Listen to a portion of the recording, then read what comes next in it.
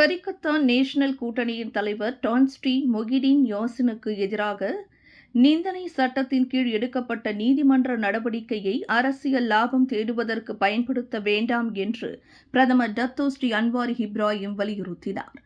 மொகிடின் வெளியிட்டதாக கூறப்படும் நிந்தனைக்குரிய கருத்து தொடர்பில் காவல்துறை பகாங் அரண்மனையிடமிருந்து நேரடியாக புகாரை பெற்றதாக அவர் சொன்னார். அந்த புகாரை செய்தது பகாங் அரண்மனை தரப்பாகும். ஆகவே மொகிடின் இதனை அரசியலாக்க கூடாது என்று அவர் வலியுறுத்தினார். அவர் சட்டத்தை மீறியதோடு வரம்பை மீறியும் செயல்பட்டுள்ளார். ஆகவே அதற்கான விளைவுகளை அவர் எதிர்கொண்டாக வேண்டும் என்றும் இதன் தொடர்பில் புகார் செய்யப்பட்டது.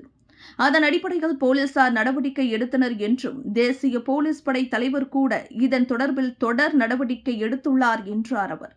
மொகிடின் யாசினுக்கு எதிராக நிந்தனை சட்டத்தை பயன்படுத்திய அன்வாரும் பக்கத்தான் அராப்பான் தலைவர்களும் கபடவேடதாரிகள் என்று எதிர்க்கட்சித் தலைவர் டத்தோஸ்ரீ அம்சா ஜைனுடீன் குற்றச்சாட்டில் இருந்தது தொடர்பில் அவர் இவ்வாறு கருத்துரைத்தார்.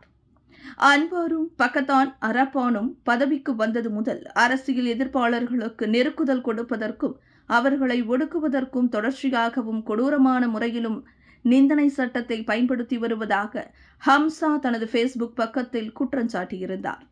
கடந்த ஆகஸ்ட் 14 நடைபெற்ற கிளந்தான் மாநிலத்தின் நிங்கிரி தொகுதி இடைத்தேர்தல் பிரச்சாரத்தின் போது நிந்தனைக்குரிய கருத்துக்களை வெளியிட்டதாக மொகிடின் மீது குவா மூசாங் செஷன்ஸ் நீதிமன்றத்தில் நேற்று முன்தினம் குற்றம் சாட்டப்பட்டது.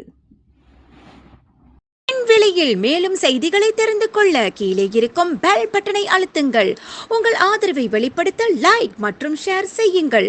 தொடர்ந்து விண்வெளியுடன் உங்கள் பயணத்தை தொடர்ந்திருக்க சப்ஸ்கிரைப் செய்யுங்கள்.